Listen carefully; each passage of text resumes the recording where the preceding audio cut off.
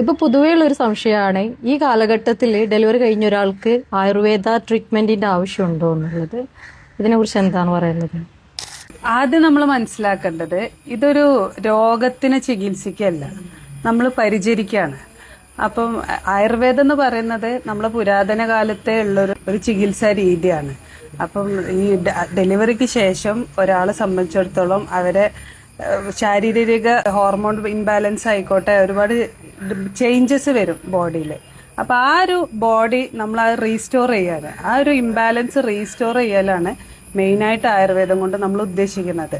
അപ്പം അവർക്ക് ഫിസിക്കലി ആയാലും മെന്റലി ആയാലും ഒരു റിലാക്സേഷൻ കിട്ടാൻ ആയുർവേദ ട്രീറ്റ്മെന്റ് ആണ് ഏറ്റവും ഹെൽപ്ഫുൾ. മുമ്പ് നമ്മൾ ഇതെങ്ങനെ ചെയ്തത് വെച്ചാൽ വീടുകളിൽ നമ്മൾ പരിചരിക്കാൻ അമ്മമാരും മുത്തശ്ശിമാരൊക്കെ ഉണ്ടായിരുന്നു. ഇപ്പം ലൈഫ് സ്റ്റൈൽ മാറി. ഇപ്പോഴത്തെ സിസ്റ്റം വെച്ചാൽ എല്ലാവരും അണുകുടുംബാണ്.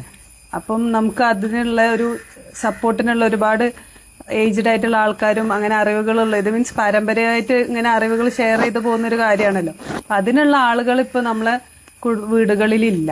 അപ്പൊ അങ്ങനത്തെ കേസിൽ നമുക്ക് എന്ത് ചെയ്യാം, ഏറ്റവും ആപ്റ്റ് ആയത് എന്താണ്, നമ്മൾ ഇങ്ങനത്തെ ഒരു സെന്റർ ചൂസ് ചെയ്യുകയാണെങ്കിൽ അവിടെ നമ്മൾ എഡ്യൂക്കേറ്റഡ് ആയിട്ടുള്ള ഡോക്ടറെ കീഴിൽ അതേമാതിരി ആ ആൻഷ്യൻ ട്രീറ്റ്മെന്റ്, അതായത് ആയുർവേദ ട്രീറ്റ്മെന്റ് ഫോളോ ചെയ്തുകൊണ്ടുള്ളൊരു ട്രീറ്റ്മെന്റ് നമ്മൾ പ്രൊവൈഡ് ചെയ്യും.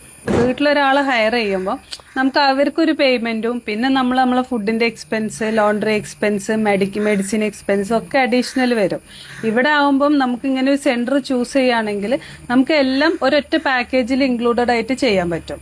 അപ്പം എന്തുകൊണ്ടും ഫിനാൻഷ്യലി ആയിട്ട് നോക്കുകയാണെങ്കിലും അഫോർഡബിൾ ആയിട്ട് വരുന്നത് നമ്മൾ ഇങ്ങനത്തെ സെന്ററുകൾ ചൂസ് ചെയ്യുന്നതാണ് എന്തുകൊണ്ടും ബെസ്റ്റ് ഓപ്ഷൻ.